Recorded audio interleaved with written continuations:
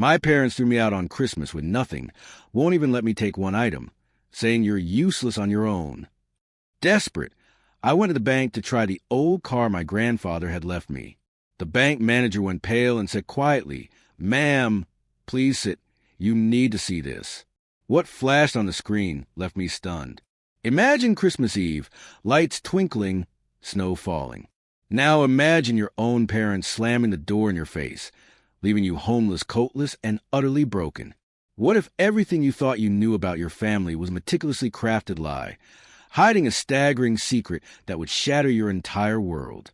I was standing barefoot on the porch, the snow piling up around my toes. Christmas lights behind me blinked like they were mocking me. My mother's voice still rang in my ears, sharp enough to cut through the bitter cold. "You can't do anything on your own, Lena. Not one damn thing." Then a trash bag filled with God knows what was shoved into my arms. A moment later, my father's hand slammed the door so hard the wreath nearly fell off, and the lock clicked like a final, irreversible verdict. Behind me, perfectly decorated houses glowed warm with holiday dinners, laughter, and families. And there I was, standing in the snow, no coat, no home, no family willing to claim me. A few neighbors peeked through their curtains, pretending they didn't just witness the Carringtons throw their daughter out like she was yesterday's garbage. My phone? No service. My bank app showed a humiliating balance of $182. The winter wind sliced through my thin sweater, and for the first time, I truly understood I was unwanted. Utterly, completely unwanted. Then my hand brushed inside of my coat pocket and hit something solid, cold, metallic. It was the old black card my grandfather gave me when I was 6, the one he said to use only when you have nowhere left to go.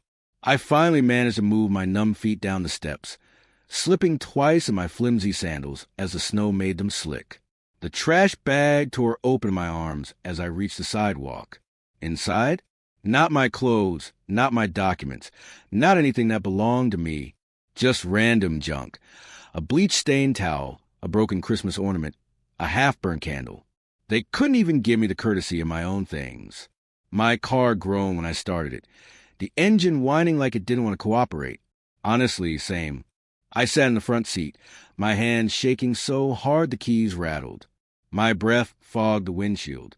The heater barely worked, blowing cold air across my face as I stared at the house I grew up in. Now locked behind a door my parents made sure I could never open again. I replayed the scene from 20 minutes earlier. Christmas Eve dinner burning in the oven because my mother was too busy criticizing my posture. My father complaining about the cost of the holiday lights. My brother rolling his eyes at everything I said. Then the fuse blew when I told them I wouldn't co-sign that loan they wanted. Not a loan, not under my name. Suddenly I was ungrateful, selfish, a leech. Their words piled up faster than the snow outside. My mother snapped first, calling me a disappointment. My father followed with shouted, "Get out!" that echoed down the hallway. If I hadn't seen it with my own eyes, I wouldn't have believed how fast my family could discard me. They always said I'd come crawling back. But tonight, as I sat in my cold car, staring at their warm windows, something shifted inside me. I didn't want to crawl back, ever again. But wanting strength and having options are two different things. My stomach growled, reminding me I hadn't eaten since yesterday. It was almost midnight. My body felt like it was made of hollow glass. I searched for hotels nearby, but the prices might as well have been $1 million. I tried calling a few friends, but my mother had spent years quietly isolating me from most of them. A part of me wondered if this moment was exactly what she wanted. For me to be so alone, I'd have no choice but to obey her forever. I refused to let that be the ending. I drove to a 24-hour diner, the only place I could sit without being thrown out. The neon sign flickered as I parked. The waitress gave me a look, sympathetic but cautious, as I slid into a booth and ordered the cheapest cup of coffee they had. I cradled it between my frozen hands like it was the last warm thing on earth. And then, like it had been waiting for this moment all along, the black card slipped out of my coat pocket and clinked softly against the table. I froze. I remembered the exact moment my grandfather gave it to me. I was 6, sitting on his lap in the backyard while my parents fought inside. He pressed the card into my small hands and whispered, "One day, sweetheart, you'll need this. Use it only when you have no one else." At the time, I told him I would never need it. My parents loved me, or so I thought. The waitress passed by and glanced at the card. Her eyes widened. You have one of those?" she murmured, before heading back to the kitchen like she shouldn't have said anything. I ran my thumb over the smooth metal surface. No name, just numbers engraved in gold. It didn't even look like a normal bank card. It looked older, heavier, like a key to something I was never meant to open too early. I pulled out my phone, 3% battery left, and searched for the bank logo etched on the corner. Cumberland National Trust. Only one branch nearby. Open until 6 a.m. the next day. The building looked like something out of an old movie, with marble pillars and brass handles. Far too elegant for someone like me. But the card came from Grandfather Henry. And if there was ever a moment I needed whatever he was trying to give me, it was now. My phone died in my hand. Perfect. I sat there for 2 hours, nursing the same coffee. The waitress refilled it twice without charging me. Probably out of pity, or maybe she saw something in my face. She recognized someone trying desperately not to fall apart. I kept the card hidden under my palm the entire time, afraid someone might see it, afraid of losing the one thing that might save me. Eventually, exhaustion won. I stumbled back to my car and curled up in the back seat, pulling my thin jacket over my knees. The windows fogged as my breath turned white. The heater had long since given up. My fingers were numb first, then my toes. Fear crept in. The kind of fear only people with nowhere to sleep understand. I thought of Grandfather Henry again. His warm hands, his quiet smile, the way he always looked at me like I mattered. Maybe he knew this day was coming. Maybe he tried to warn me in the only way he could. "Grandpa," I whispered into the cold darkness, "I hope you knew what you were doing." The black card lay against my chest, tucked under my jacket, like a heartbeat I was borrowing. Tomorrow, I'd walk into that bank. Tomorrow, I'd find out whether this card was worthless or the one thing that could change everything. For the first time since being thrown out into the snow, I felt a flicker of something warm inside me. Not hope, exactly, but possibility. And possibility was enough to survive one more night. The lights inside Cumberland National Trust glowed warm against the gray morning. As I pulled into the nearly empty parking lot, my stomach twisted so hard it felt like I'd swallowed a stone. I'd barely slept in the backseat of my car. My fingers were still numb when I gripped the strange black card in my pocket. It was the only thing keeping me from collapsing under the weight of everything that happened last night. I sat there for a minute, engine off, breath fogging the windshield, trying to convince myself I was insane for being here. But then I remember my mother's voice. "You can't do anything on your own." Sharp enough to slice through bone. If I didn't walk into that bank now, her words would become true. I refused to let them become true. I opened the door and stepped into the cold. The wind stung my cheeks as I walked toward the towering building with marble columns and brass-framed windows. It looked like the kind of place where real money lived. Old money. The kind of money my parents always pretended we came from, even though our house was financed through loans they always struggled to pay. This building didn't belong to people like them. It definitely didn't belong to people like me. Unless my grandfather meant what he said all those years ago. Inside, the air smelled faintly of polished wood and winter coats. A receptionist in her 50s looked up from her desk and offered a polite smile. "Good morning. How can we help you today?" My voice almost caught. "I need to check the balance on an old account. I have the card." I slid across the counter. The receptionist's smile slipped, not rudely, but with recognition. Unexpected recognition. She turned the card over, examining it like it was a relic from another century. "I'll call a manager," she said quietly. A manager for a balance check? My brain, fried from exhaustion and fear, immediately jumped to the worst conclusions. Maybe the account was closed. Maybe the card was worthless. Maybe I was about to be escorted out for wasting their time. I sat in one of the leather chairs near the window, folding my freezing hands in my lap. A mother with a toddler walked past me, the child giggling. A retired couple sat a few seats away, quietly reviewing papers. Normal people with normal lives on a normal morning. None of them knew I was homeless. None of them knew the reason I was here was because my parents shoved me out the front door like unwanted mail. 5 minutes passed, then 10. Just when I was about to convince myself to flee out of pure humiliation, a tall man in a charcoal suit appeared. He looked like he stepped out of Financial Magazine. Sharp haircut, immaculate tie, expression controlled but not unfriendly. "Miss Carrington," he said, hesitating only long enough to check my ID in his hand. "Yes, I managed. I'm Elliot Hayes, the branch manager. Would you come with me? We need to discuss your account privately." My heart slammed against my ribs. Privately? That word felt too big, too heavy. I forced myself to stand and follow him down a hallway lined with framed photos of the bank's founders. Stern men in old-fashioned suits stared down at me like I didn't belong. His office smelled like cedar and something crisp and expensive. He gestured for me to sit, then closed the door. "Before we proceed," he said, settling behind his desk, "I need to verify your identity." I handed him my driver's license with shaking fingers. He studied it, typed something on his computer, the screen reflecting faintly in his glasses. His eyebrows rose only slightly, but I saw it. "Miss Carrington," he finally said, "the card you brought in today is one of our legacy accounts. It hasn't been used in many years." He turned the screen toward me, and for a moment, everything inside me stopped. Rows of documents, dozens of linked files, account details that looked nothing like a simple savings account. And at the top corner of the screen, something that didn't make sense at all. "It's active." I whispered. "Yes," Elliot said. "Very active. And very well protected." I swallowed hard.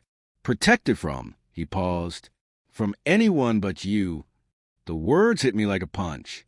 My grandfather wasn't dramatic. He wasn't cryptic. He didn't leave mysteries. Except he did. He left this, whatever this was. Elliot pulled up another file, an internal note dated 23 years ago. My eyes widened as I read the name, Henry Carrington, my grandfather. He set up this account when I was only 7. He wrote a directive, only accessible by my granddaughter Lena, and only when she presents the physical legacy card. I felt dizzy. The room seemed too small, too bright, too surreal. Elliot leaned forward, his voice lowering slightly. "Miss Carrington, before I show you anything else, may I ask why you decided to use a card today?" I looked down at my hands. They were trembling again, but I didn't lean back or try to hide it. "My parents kicked me out last night," I said quietly. "On Christmas Eve. They didn't even let me take my things. I don't have money for a hotel. I didn't know what else to do." Elliot's expression didn't change dramatically, but something in his posture softened. "I see." It was 2 small words, but they held something I hadn't heard in a long time. Respect, or maybe concern, or maybe compassion. Real compassion from someone who didn't know me, someone who didn't benefit from comforting me. I forced myself to stay steady. "I don't even know if there's anything in the account. I just remember my grandfather said to use it if I had nowhere else to turn."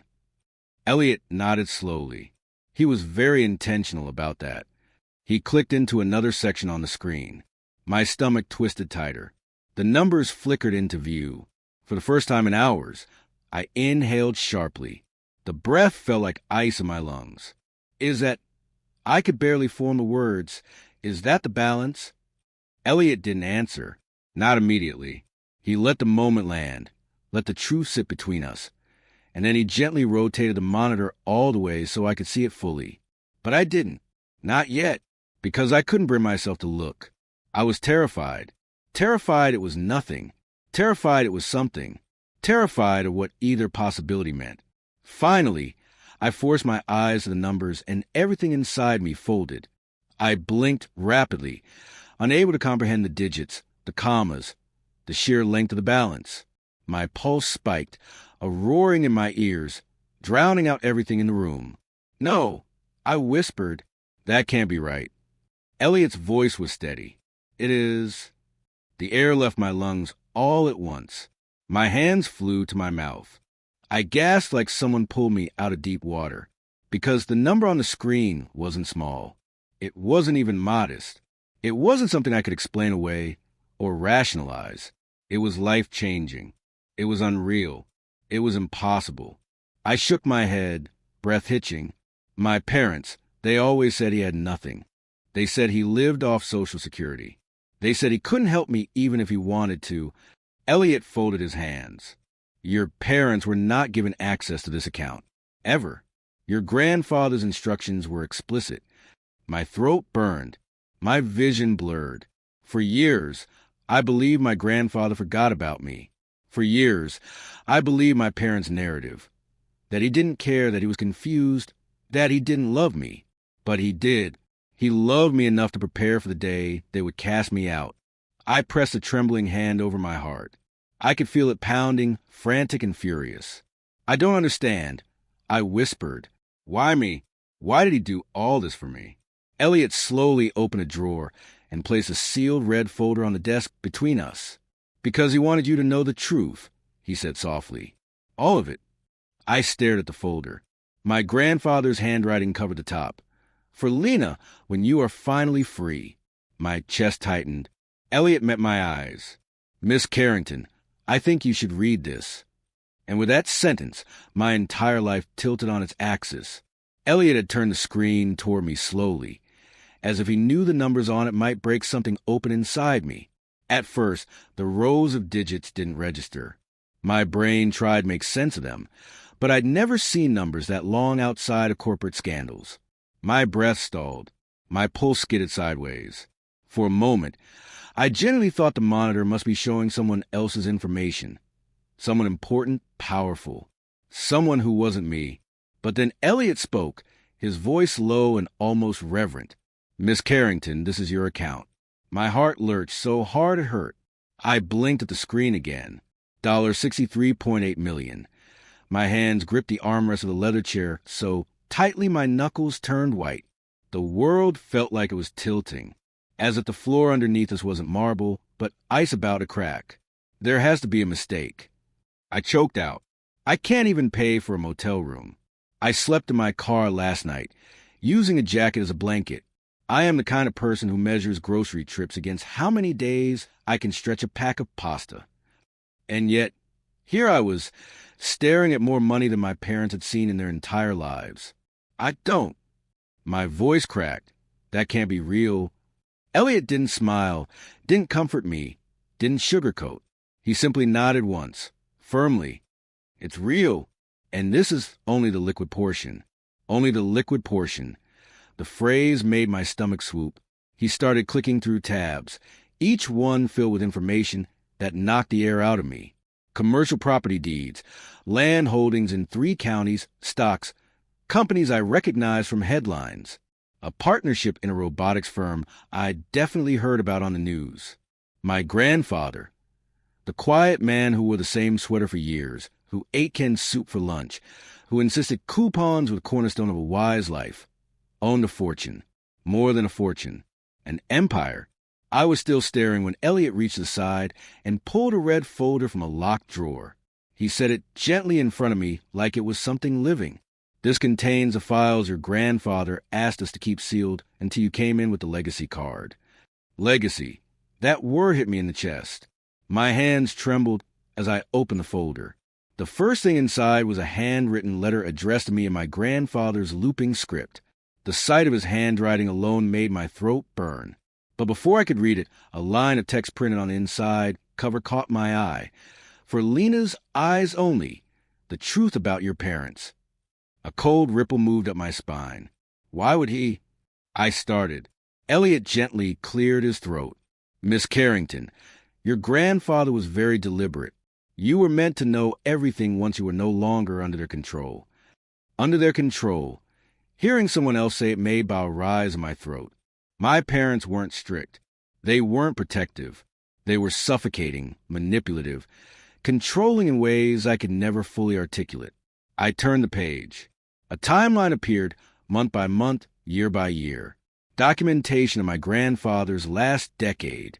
Medical reports showing he was mentally competent. banking notes, legal communications. Every detail carefully recorded in case he ever needed to prove his decisions. My parents always said he was confused, fading, losing touch with reality. They said that was why he never left them anything, why he didn't want visitors, why I shouldn't bother him with my presence. Lie after lie after lie. The documents showed the truth. He begged them to let me visit him. Begged. My mother intercepted the letters he wrote. The folder contained scanned copies.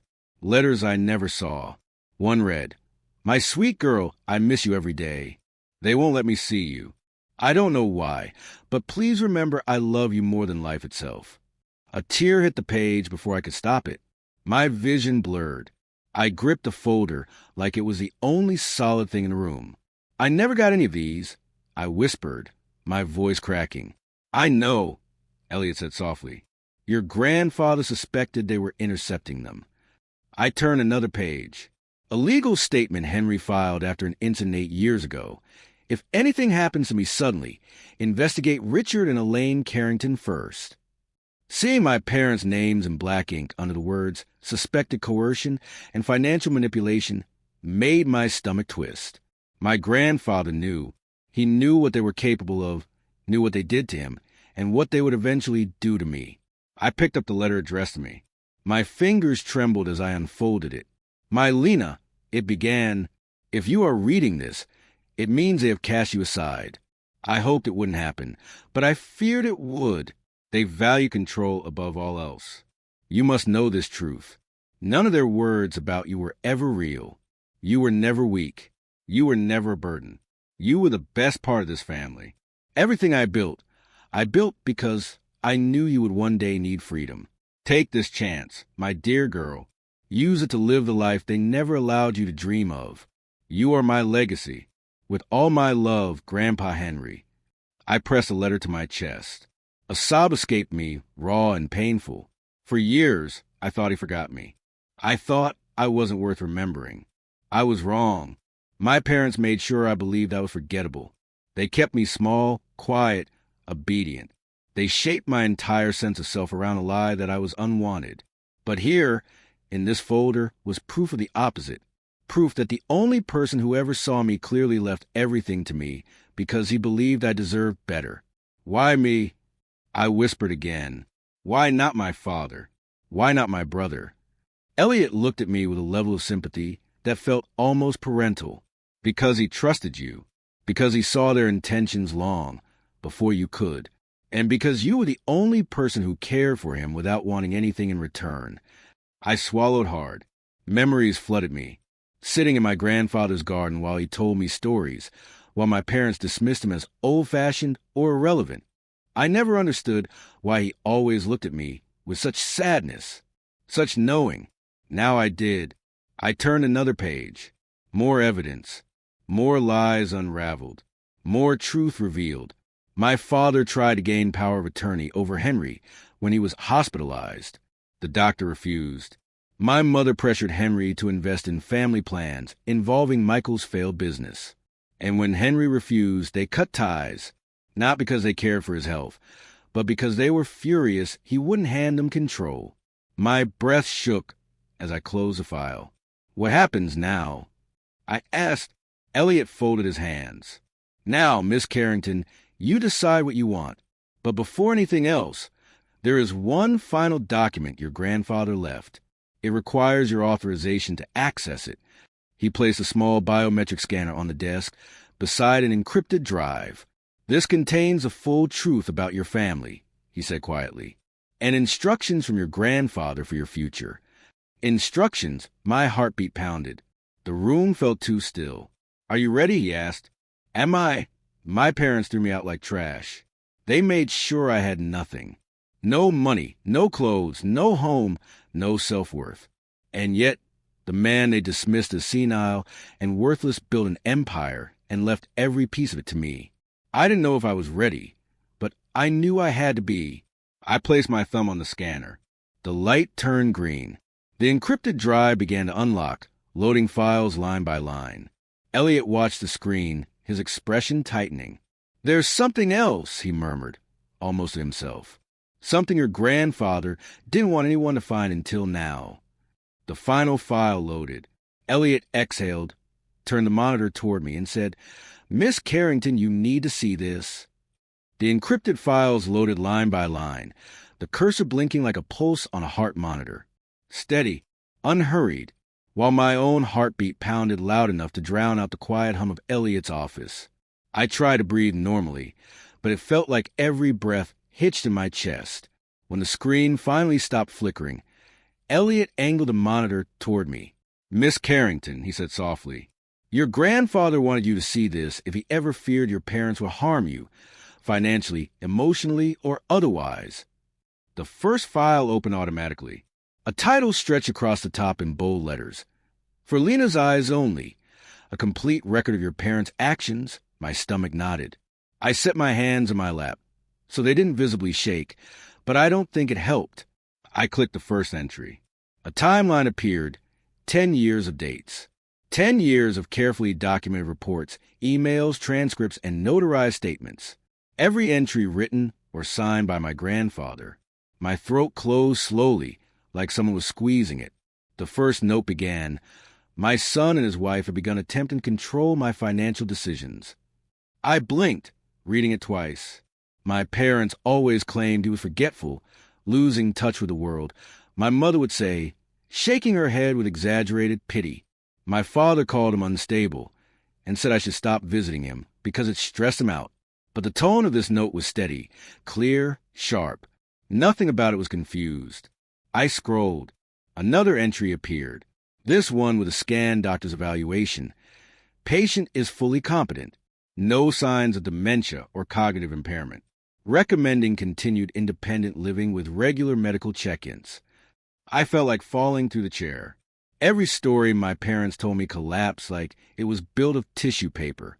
They said he couldn't manage his money anymore. They said he was embarrassed to see me. They said he didn't recognize me. They said he didn't want visitors. All lies. The next set of files were letters written in my grandfather's familiar, looping handwriting. Each addressed to me, each dated during a period when my parents told me he didn't want to see anyone. My breath caught. There were dozens. I clicked the first one. "My dearest Lena, I've written to you twice without reply. I assume your parents are not giving you my letters." A sound slipped out of me.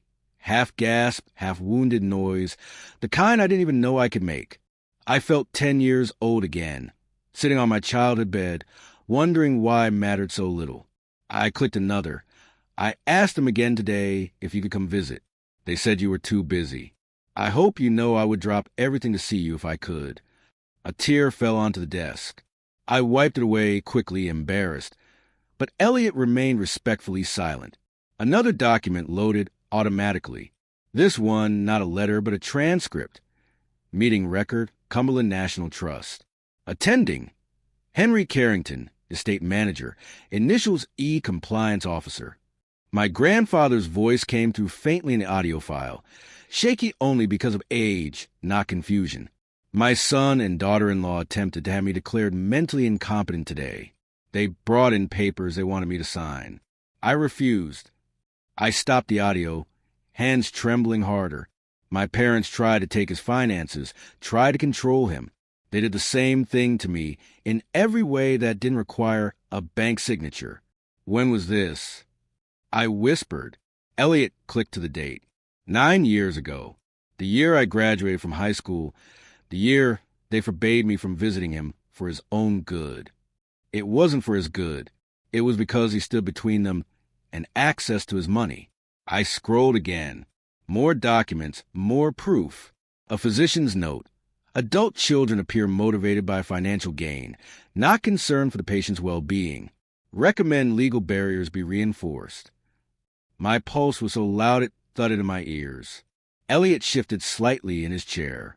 Your grandfather was very clear that you were the only person he trusted. I swallowed hard. Why didn't he tell me any of this? Why didn't he warn me?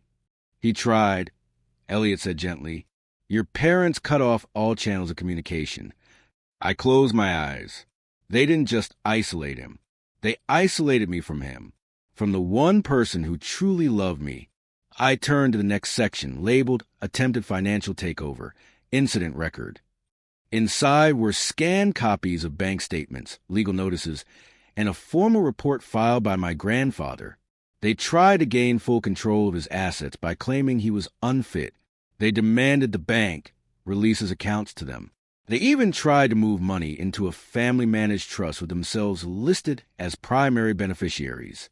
My stomach churned as I read the note my grandfather added beneath the report. Protect Lena from them if anything happens to me. The words burned. I kept scrolling. Another cluster of documents revealed how my parents began portraying him as unstable to their friends, neighbors, the community, poisoning the reputation of the one person who saw straight through them. Emails between my mother and father appeared, ones I was never meant to see. Sentences jumped out at me like venom. He needs to give us control, or he'll waste everything on nonsense. We deserve access after everything we've done. If Lena keeps visiting him, he might leave or something. Everything finally, painfully, horribly made sense. The sudden shift in their rules, the guilt-tripping, the coldness, the moments where they forgot to tell me he called, the pressure to distance myself from him. They did it because he loved me and because they hated that. My throat stung. I scrolled again. This time a map popped up. An aerial view with red markings, circles, hand-drawn arrows. Beside it, a typed label. Properties to be transferred to Lena under protective trust. There were 10 markers. 10. Not just money, not just stocks, land, rented buildings, a stake in a robotics company. He built something massive and hid it from the very people who wanted to exploit him. I opened the final document in the folder. A note handwritten in faint, shaky ink. My darling Lena, if you are reading this, then what I feared has happened. They have done to you what they tried to do to me. Do not let them back into your life. They will only take and take and take until there is nothing left of you. Use what I've left you to build a life of your own choosing. You have always deserved more than they ever gave you. I'm sorry I couldn't protect you more, but I prepared everything so that when they showed who they truly are, you would finally know who you truly are. Not their child, not their burden, not their failure.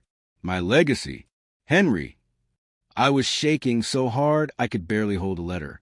For years, I thought I was unwanted, a disappointment, a problem, a burden too heavy for my parents to tolerate. But none of that was true. They weren't pushing me away because I was unlovable. They were pushing me away because they were terrified of what I might inherit, both financially and emotionally, what I might know, who I might become. The door behind me clicked softly as Elliot stood. There is one more step, he said, his voice still gentle. Your grandfather created multiple layers of protection. To access the sealed vault containing the rest of his instructions, legal, financial, and personal, we need your biometric authorization. My head spun. There was more? Yes, he said. Much more. I looked at the black card on the desk. The strange weight of it. The way it hummed with something like memory. My whole life, I believed the story my parents fed me. Today, that story ends, and the real one begins. I straightened in the chair, wiping my tears with the back of my hand. Show me what he left, I said. Elliot nodded and powered on the biometric scanner. The future glowed on the screen, waiting for me to claim it. Lena walked out of the bank with the red confidential folder pressed tightly to her chest. Snowflakes melted against the thin fabric of her sweater. The cold barely registered. Her mind was too full, too loud, bursting at the seams with everything she had just learned.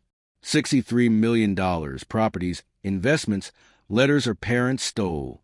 A lifetime of truth, buried under years of lies. Her entire world had broken open inside a marble office with brass fixtures and gentle lighting. She felt shaky, electrified, weightless in the worst and best way. She reached her beat-up car, slid into the driver's seat, and didn't start the engine. She just sat there, gripping the steering wheel, forehead against the leather. The parking lot around her blurred through the frost gathering on the windows. For a moment, she closed her eyes and just breathed. She wasn't broken. She wasn't worthless. She wasn't what her parents said she was. She had proof.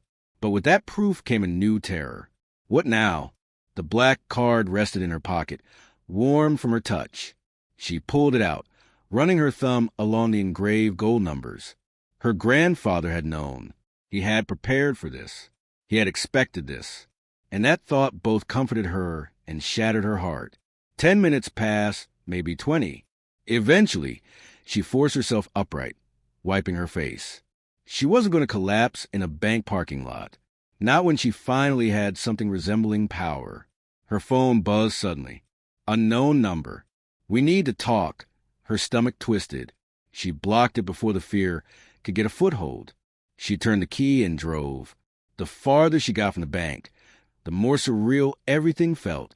It was like she was floating above herself, watching a version of her she barely recognized. The Lena who drove to the diner last night was homeless, desperate, shaking in the cold.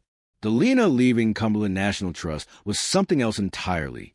Not rich, not yet, not emotionally, but no longer someone her parents could crush. Eventually, she pulled into the parking lot of the small cafe she used to visit in college. Warm lights, fog windows, the lingering smell of cinnamon, and roasted coffee drifting out the cracked door. Every time a customer entered, she needed to sit, to think, to breathe like a human being and not a creature running from the wreckage of her own life. Inside, a Christmas tree glowed in the corner, decorated with mismatched ornaments from local school children. A couple in their 70s sat near the window, laughing gently about something in the newspaper. A barista hummed along to a holiday playlist. Normal. Everything felt so painfully normal. Lena slid into a booth, her hand still trembling as she opened the red folder. The documents inside were organized, neat, curated by someone who loved her enough to plan for a future she didn't know she needed. But this wasn't everything. Elliot had mentioned another meeting, someone else. She checked her phone, a voicemail from the bank. "Miss Carrington, this is Elliot. Before you leave town today, please return to the branch. We need to complete the estate disclosures with our senior specialist. It's important." She shut her eyes, exhaling shakily. Important was an understatement. 20 minutes later, she was back in the marble lobby, snow melting off her boots. Elliot met her immediately, his expression more serious than before. He introduced her to a woman with silver hair, warm eyes, and a voice like steady oak. "Miss Carrington," she greeted, offering her hand. "I'm Marjorie Keene. I managed your grandfather's accounts for 22 years. Lena blinked. "You knew him well." Marjorie's gaze softened. "He was one of the most thoughtful clients I've ever had. He spoke about you constantly." The words hit so hard Lena almost forgot to breathe. Marjorie led them to a private conference room. Papers were already spread across the table. Property maps, valuation reports, legal notes, investment summaries. And another box, smaller, locked. "This," Marjorie said, touching the lid gently, "was left in our care for you, but required 2 forms of authorization. One from you, one from your grandfather." "My grandfather passed," Lena whispered. Marjorie nodded. "He provided a pre-recorded authorization video. We'll use your biometric ID to complete the verification." Lena stared down at the box, her chest tight. This wasn't just money. This was intention, a legacy, protection, love. "Are you ready?" Marjorie asked. Lena nodded, even though she wasn't ready at all. The scanner beeped. A green light flashed. The lock clicked. When Marjorie lifted the lid, Lena felt the air thrum. Inside were keys, dozens of them, each tagged with a neat, handwritten label, a storage facility number, a farmhouse address she didn't recognize, a commercial building, something labeled Carrington Lot, do not sell, and a sealed envelope with corporate logos she traced with her finger in disbelief. "What is all this?" "Your grandfather's hidden portfolio," Marjorie explained. "He didn't trust your parents to know about it. He didn't trust anyone but you." Lena felt her throat close. "But they always said he was broke. They always told me he mismanaged everything." Marjorie sighed softly. "Your parents tried to take control of his estate a decade ago. When they failed, they turned to misinformation." Misinformation? A polite word for lies. Lena reached into the box, pulling out an envelope labeled Atlas Robotics Partnership. She blinked at it. "I've heard of this company," she whispered. It's worth several billion now, Marjorie said. Your grandfather was one of the original private investors. He saved them from bankruptcy in the late 80s. The room tilted. He never sold any shares. No, he left the entire stake to you. Lena had no words. None. Her grandfather wasn't just financially secure. He was brilliant, strategic, quietly powerful in ways her parents never understood. We estimate your total holdings exceed what you saw on the initial screen, Marjorie continued carefully, by a significant margin. How significant? Lena whispered. Elliot's voice lowered. 8 figures, possibly 9, depending on asset liquidation. A laugh slipped out of her. Not a happy one. A startled, broken, stunned sound. My parents threw me out with a bag of trash. Neither banker responded. They didn't need to. Lena pressed her palms to her face, breathing through the tremors in her chest. Her parents' last words still echoed in her skull. Useless, weak, worth nothing. But all along, the truth was the opposite. Her grandfather had believed she was worth everything. When she lowered her hands, Marjorie pulled out one more document, thin, delicate. Before his passing, she said, your grandfather filed a protective clause. In the event your parents or any party acting on their behalf attempted to seize your inheritance, we were instructed to alert legal counsel immediately and place security measures on your access.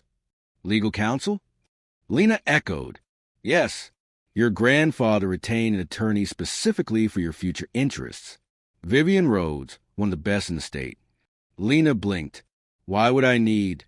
The question broke off because she suddenly understood. Her parents. They always tried to take control of things that weren't theirs. Even when she was a child. Even when it meant hurting someone. Her grandfather had known they might turn that greed toward her one day. He prepared for a war she didn't know she was living in. Elliot slid a sleek black business card across the table. Vivian Rhodes, Inheritance Protection and High-Risk Asset Disputes. Lena picked it up, the card heavier than it looked. Call her, Marjorie said gently. She'll guide you through the next steps. Next steps? Lena repeated faintly. There are more steps? Elliot nodded, his gaze steady. Your parents will likely attempt something once they realize they no longer control you, especially if they ever learn about this account. A chill ran across her skin. You don't think they already suspect something? I think, Elliot said carefully, your arrival at the bank may trigger movement on their end. Her phone buzzed in her pocket. Unknown number. Asterisk, we heard you stop by the bank. Call us now. Asterisk, her blood turned to ice. Elliot's expression hardened. Miss Carrington, do not speak to them. Not directly. Not through intermediaries. Not at all. Lena swallowed. What do I say if they reach me again? Marjorie answered calmly. You say nothing. Lena closed the folder gently. She didn't feel powerless anymore. Terrified, yes. Overwhelmed, absolutely. But powerless? No. Her grandfather had given her a path out of the life her parents tried to trap her in. He had laid out the truth brick by brick for her to follow. She stood. Set the meeting, she said, gripping Vivian's card. I'm ready. Elliot nodded once approvingly. And as Lena walked out of the bank in the falling snow, the world didn't feel so impossible anymore. Hard, yes. Dangerous, absolutely. But she finally had something worth fighting for. Her life, her freedom, her future. And she wasn't giving any of it back. I'm sitting in my car outside the cafe with Vivian's business card still warm in my hand. The world tilting in slow circles around me.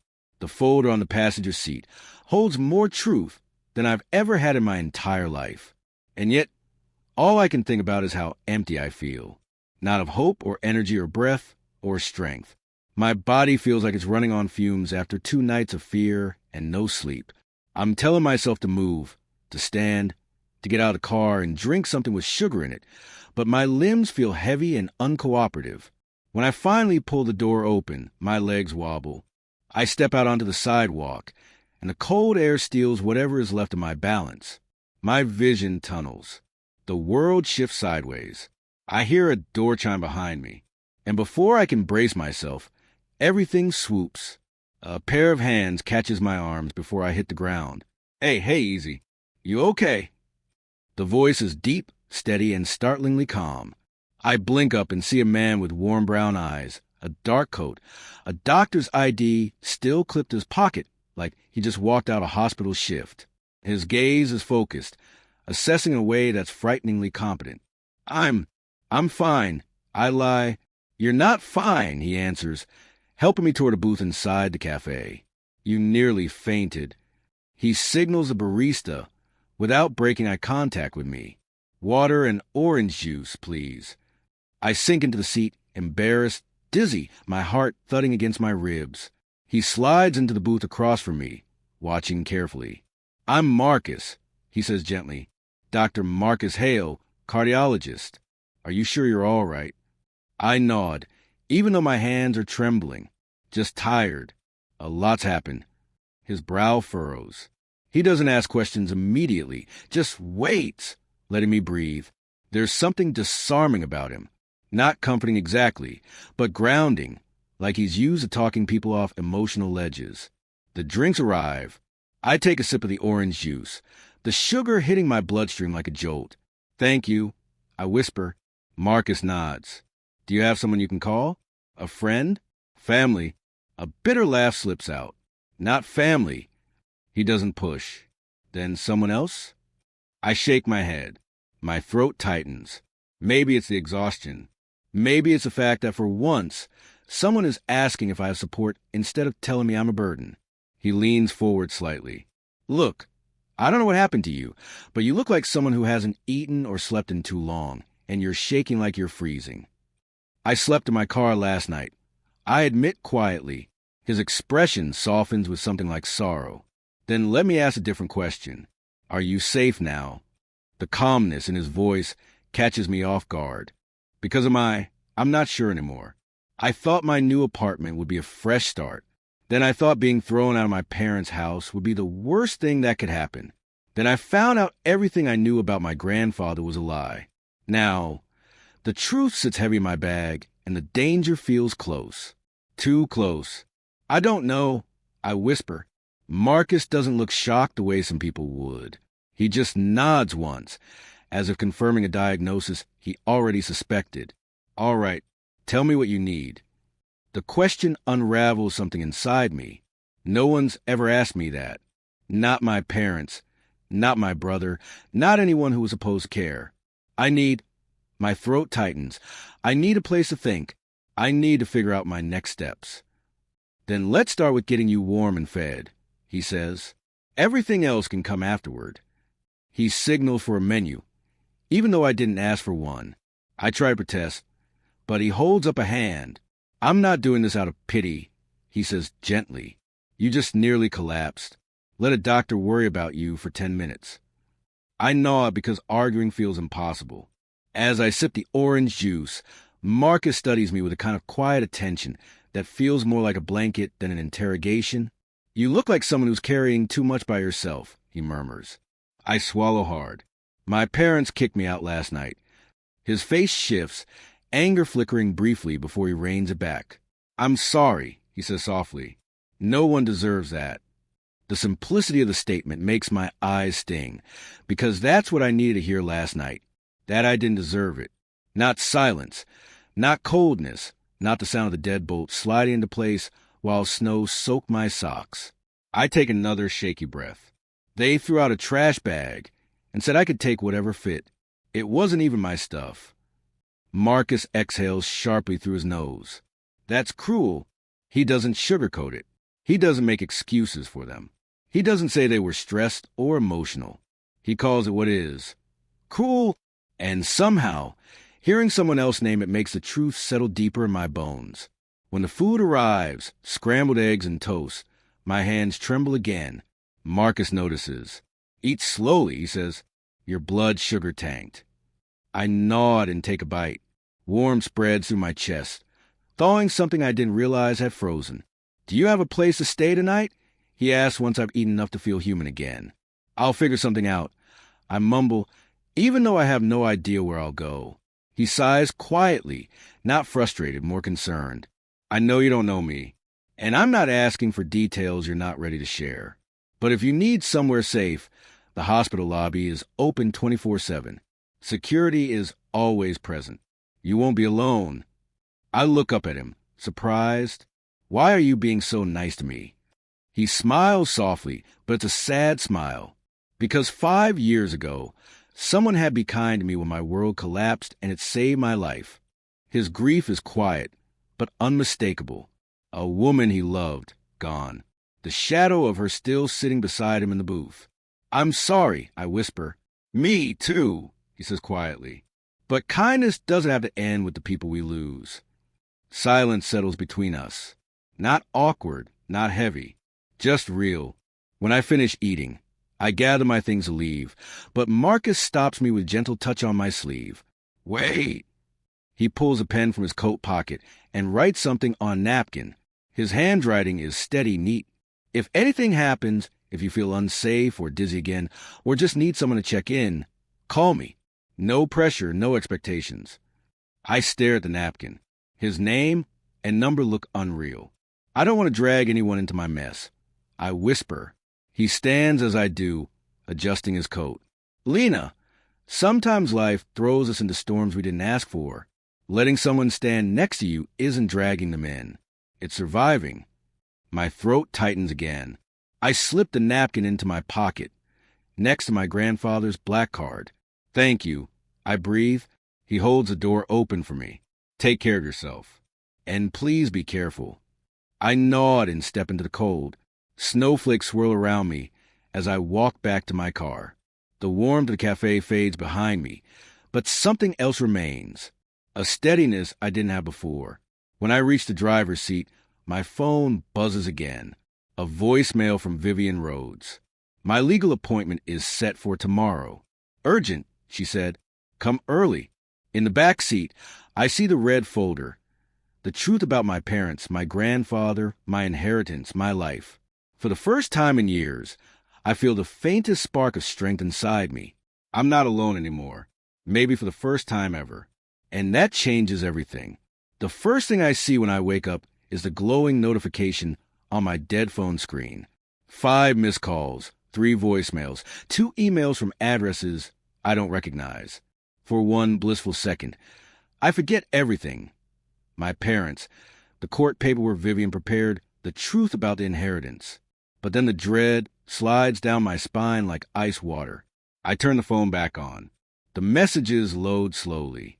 Unknown email. You stole something that belongs to us. Call immediately. Unknown email number 2. We know what your grandfather left you. You can't hide from your own family. My breath catches. My palms grow slick. They know. Somehow they know. I forward everything to Vivian with shaking fingers. She replies almost instantly. Block all unknown contacts. Do not respond. This is escalation. I stare at the phone. Bile rising in my throat. They aren't asking if I'm safe. They aren't shocked I'm homeless. They aren't apologizing. They're demanding, accusing, threatening. My parents didn't lose a daughter.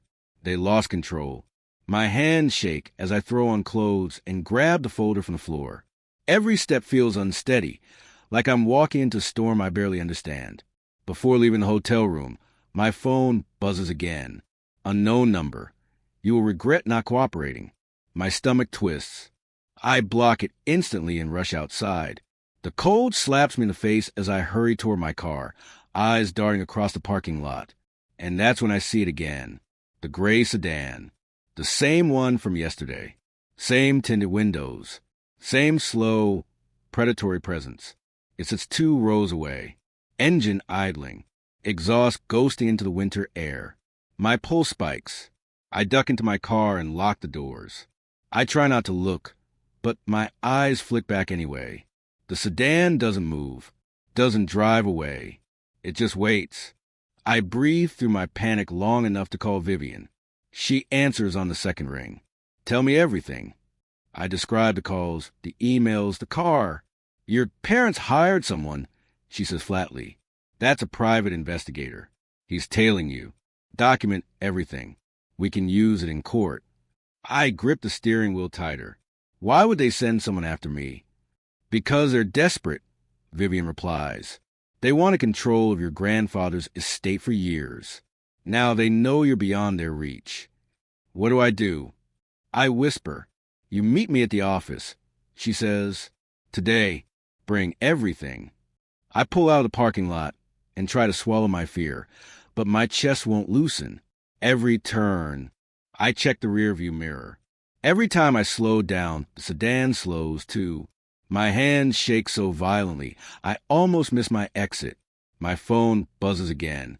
It's Marcus. Hey, you okay? You sounded tense yesterday. I exhale a trembling breath and text back with stiff fingers. I think I'm being followed. He calls immediately. Lena, where are you safe? No. I whisper, because it's the first time I've admitted it aloud. I don't think I am. Stay on the phone, Marcus says. I'm heading toward my office at the hospital. Tell me exactly where you are. I follow his voice, steady and calm, until I finally pull into his hospital's parking lot. The sedan turns at the corner but doesn't enter. It waits across the street. Marcus meets me at the entrance. The moment he sees my face, he steps closer, lowering his voice. That car again? I nod. It's been following me all morning. He looks over my shoulder and sees a sedan. His jaw tightens. They're not bothering with subtlety. He walks me inside, stays nearby while I sit in the lobby, and only leaves when I assure him I'm calling Vivian next. His hand brushes mine before stepping away. You're not handling this alone, he murmurs. Not anymore. My chest tightens in a different way. Less fear, more something warm and unfamiliar. Then I head to Vivian's. Her office looks like the headquarters of a quiet, controlled storm. Glass walls, polished steel, precise movements. Vivian greets me with a steady expression, but the second she sees the screenshots, a spark ignites behind her eyes. This is harassment, she says. This is stalking. This is intimidation. We're responding aggressively. She lays out a plan like a general drawing battle lines, restraining orders, cease and desist letters, criminal complaints. She calls security consultant who arrives 10 minutes later and reviews the photos of the sedan. Professional, he says, not some amateur. He's reporting back to someone. My parents. Of course, it's them. Next, Vivian opens a thick binder she's been preparing since yesterday. This morning, she says, your parents filed an emergency petition with the court. My stomach drops. What kind of petition? They're trying to claim you are mentally unstable and unfit to control assets. The world tilts. What? I choke out. They're saying Vivian taps the page. Predictable tactic. They're attempting to build a narrative. I stare at the words on the page. My name next to phrases like delusional tendencies, emotional instability, and concerns for her decision-making. A cold shiver runs down my spine. My entire life, I whisper, they said those things to me. Exactly, Vivian replies. They groomed you to believe it so they could weaponize it. Now my eyes burn. Every memory with them suddenly feels sharper, clearer, more sinister. Vivian places a hand over mine, firm but gentle. We will destroy this petition.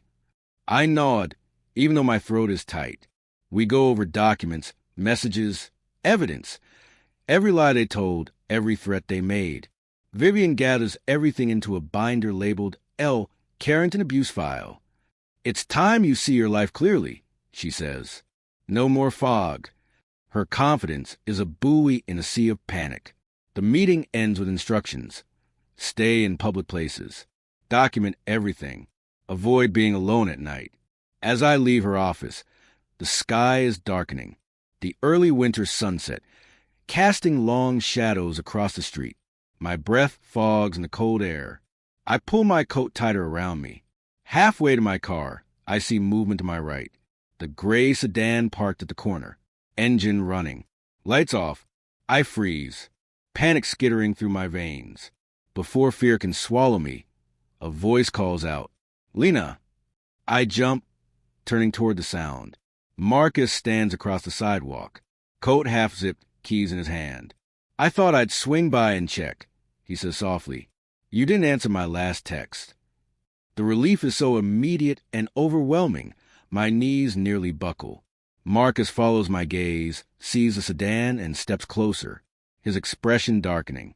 "That's him," I whisper, "the one following me." Marcus doesn't hesitate.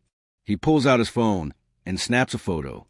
Then he moves in front of me, protective, shoulders rigid. "You are not touching her," he says under his breath. Not loud enough for the driver, but loud enough for me to hear, to feel safe. The sedan finally pulls away, melting into traffic like a ghost. I sag against my car door, heart hammering wildly. Marcus puts a steady hand on my shoulder. "You need backup, and you have it. Whatever this is, you're not facing alone." I swallow hard, fighting tears. "Why?" I whisper, "Why are you doing this for me?" He studies me with quiet intensity. "Because you deserve someone in your corner, and because I care." The words break something open inside me, something brittle, fragile, long abandoned. I nod, unable to speak. He gives my shoulder a gentle squeeze before stepping back. "Go home," he says softly.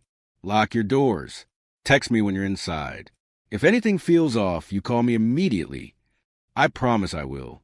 But when I get back to my hotel room, there's a package at my door. No return address. No label. Just a plain brown box. My stomach churns. I pick it up with 2 fingers like it might explode. Inside, there's no object, just a single sheet of paper. "You can't hide.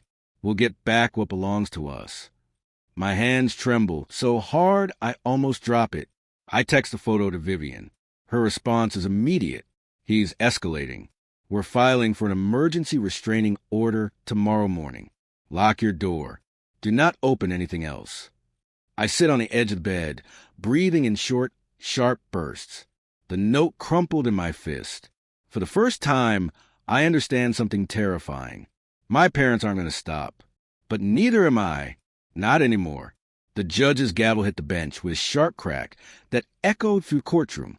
Suddenly, every molecule of air felt too thick to breathe. I gripped the edge of the table so tightly my fingers ached. Vivian stood beside me, calm and terrifying in her navy suit, her presence radiating the kind of controlled power my parents never imagined I'd have on my side. Across the aisle, my mother adjusted her pearl necklace with a trembling hand, while my father stared at me like I was a stain he could scrub off the family name. They looked smaller than I remembered, desperate, cornered, and still somehow arrogant enough to think they could win. "All parties are present," the judge said, his voice clipped like he was already annoyed. "This is the emergency hearing concerning the petition filed by Richard and Elaine Carrington regarding the mental fitness of their daughter, Lena Carrington." My father sat straighter, smoothing his tie. My mother put on her trembling lip, ready to weaponize tears. I braced myself.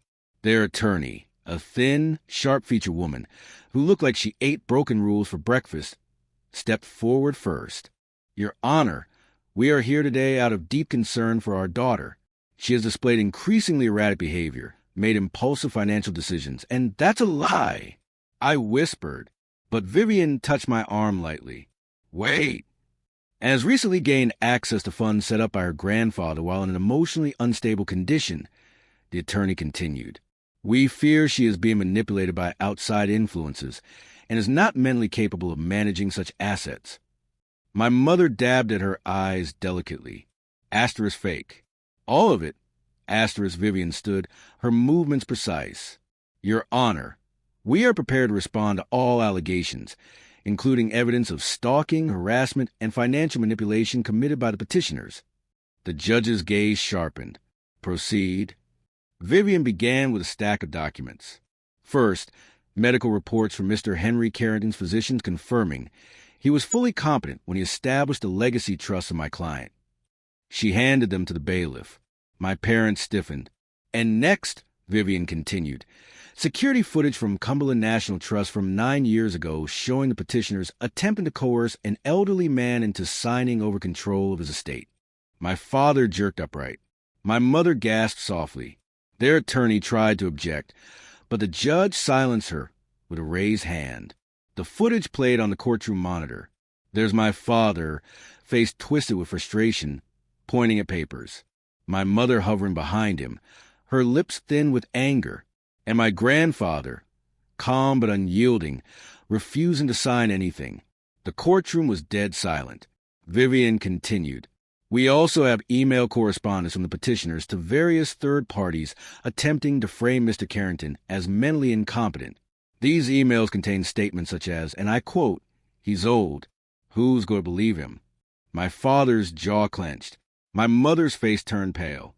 And finally, Vivian said, pulling out a printed transcript, "We have the letters Mr. Carrington wrote to my client, letters her parents intercepted and concealed." She read one aloud. My grandfather's voice on paper felt like a hand on my heart. "My sweet girl, I miss you. They won't let you visit. I am so sorry. Please remember I love you." I covered my mouth with my hand. The judge's expression softened almost imperceptibly. Then Vivian dealt the blow that broke everything open. There is also evidence that the petitioners hired a private investigator to follow my client, including footage of the same vehicle appearing outside her hotel and trailing her on multiple occasions. She gestured to the screen again as images flashed. My own photos of the gray sedan.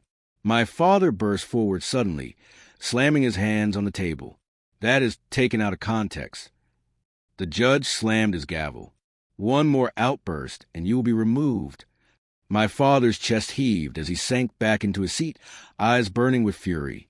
Your Honor, Vivian said, it is clear the petitioners are not concerned parents. They are individuals attempting to regain access to an estate they failed to seize from the rightful beneficiary. The opposing attorney stood, but even she looked rattled. Your Honor, you believe nothing with evidence to support it, the judge snapped, rubbing his forehead. He glanced at the documents, then at me. His next words felt like oxygen. Petition denied. My breath rushed out in a shaky gasp. The judge continued, voice firmer now. Furthermore, due to the documented harassment, stalking, and attempted coercion, this court issues a temporary restraining order against Richard and Elaine Carrington, effective immediately. My mother's face crumpled. My father went scarlet, and the judge added sharply, I will be recommending this case be reviewed by criminal investigators for potential charges. My parents both whipped their heads toward me, outrage written across their faces. Their attorney looked ready to sink through the floor. Vivian nodded once, satisfied. Thank you, Your Honor. We exited the courtroom, and I leaned against the wall outside, shaking. Relief and terror battled inside my chest. The threat was contained, but not dead. Marcus appeared in the hallway, like he was waiting for this moment. He stepped toward me slowly, as if unsure whether he was allowed to touch me. I didn't realize I was crying until he brushed a tear from my cheek. You did it, he murmured. You stood up to them. I feel like I'm going to collapse, I admitted. You're allowed to, he said softly. Just not alone. I let out a trembling breath. They aren't going to stop. No, he agreed. But now they have consequences chasing them, and you have people standing between you and them. Vivian stepped out, her heels clicking decisively. Lena, we're not finished. There's still a long process ahead. But today you won. And you're safe for the moment. Safe? A word I hadn't felt in years. Marcus took my hand gently. Come on, let me walk you to your car. We stepped outside into the brittle winter air. The gray sedan was nowhere in sight today. Maybe finally the law scared them back into whatever shadows they came from. But as I reached my car door, my phone buzzed again. A new message. No number, no name. Enjoy your freedom while it lasts. My blood ran cold. Marcus saw my expression and took the phone from my hand. When he read the message, his jaw tightened in a way that sent fear and comfort warring inside me. He looked up slowly. They're not done, he said. Neither am I think. Not anymore. He handed me back my phone. We'll tell Vivian. We'll file it. We'll fight everything they throw. I nodded, swallowing hard. I survived the hearing. I survived the exposure of a decade of lies. And with every new threat, every new attempt to pull me back under their control, something inside me hardened. My parents started a war. But I'm finally learning how to fight. Snow was falling again in the morning. Everything finally shifted. I watched it from Marcus's kitchen window. The city washed in white, quiet in a way that almost felt unreal after weeks of chaos. For the first time in what felt like forever, my shoulders weren't knotted in fear. My phone wasn't buzzing with threats. No dark cars idle outside. The world was still, but the stillness wasn't fragile anymore. It felt earned. Marcus moved around the kitchen behind me, barefoot, half awake, making coffee like he'd been doing it beside me for years. His presence no longer startled me. It settled me. Each small gesture, reaching past me for a mug, brushing a hand against my back, kissing the top of my head as he passed, felt like a quiet reminder that I wasn't alone. Not anymore. Vivian had emailed last night with the final update. The case was closed. The fraud investigation into my parents was complete, and charges, real, serious charges, were moving forward. I wasn't required to testify. Their emails, messages, and the PI's confession were more than enough. My parents were no longer lurking shadows in my life. There were legal consequences waiting to happen, and I was free. A knock came at the door. Marcus looked up, surprised. "That'll be the security detail," he murmured. Vivian said they'd stopped by this morning. For once, I didn't tense. I didn't check the peephole 3 times. I didn't feel hunted. The security officer standing outside the door introduced himself, gave us the court's final documents, and left. No drama, no threat, just closure, delivered in a manila envelope. I sat at the table, fingers trembling only slightly as I opened it. A permanent restraining order. Full control of my grandfather's estate. Official confirmation that I had been the victim, not the perpetrator, of manipulation. And one more thing, a letter from the court-appointed financial evaluator. I opened it and blinked. They had audited everything. The accounts, the recordings, the documents my grandfather left behind. And they discovered more investments, more assets, more property. My parents didn't even know existed because my grandfather had hidden them too well. I let out a strangled laugh. Marcus looked up. "Good news?" He left me more than we thought. I whispered. "A lot more." He pulled out the chair next to me. Then, "Maybe it's time you decide how to use it." I stared down at the letter and felt something I hadn't felt in years. An open horizon. A future that belonged to me. Not shaped by fear or obligation. Not dictated by someone else's cruelty. Mine. Later that afternoon, Vivian called with one last update. "It's done," she said simply. "They can't touch you again." I stepped out onto the apartment balcony as she spoke, listening to hum of the city below, breathing in cold air that tasted like relief. When we ended the call, I stayed there a while, letting the wind tangle my hair, letting the reality of my new life sink in. Marcus joined me a moment later, hands tucked into his pockets.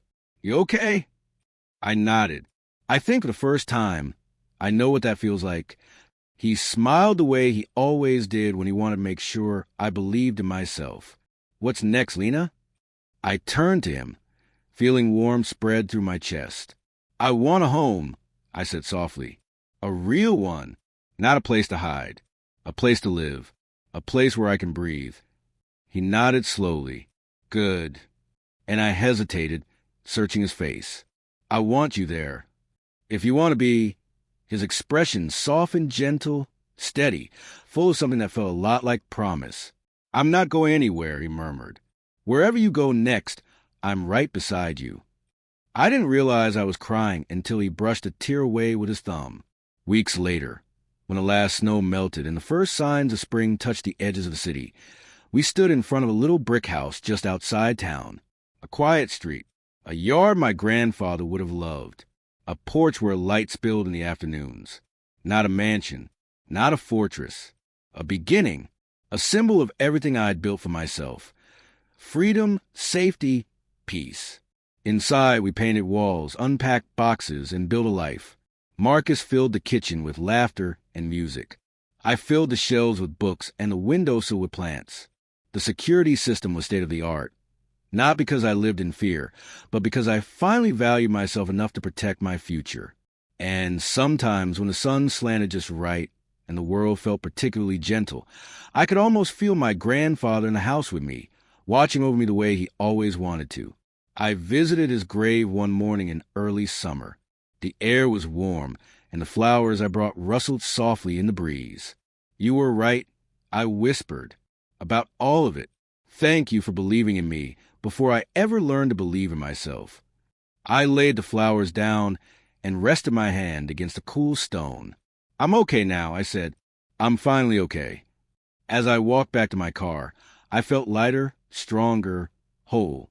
And when I got home, my home, Marcus was waiting on the porch, smiling the way someone smiles when they know they found a place they're meant to stay.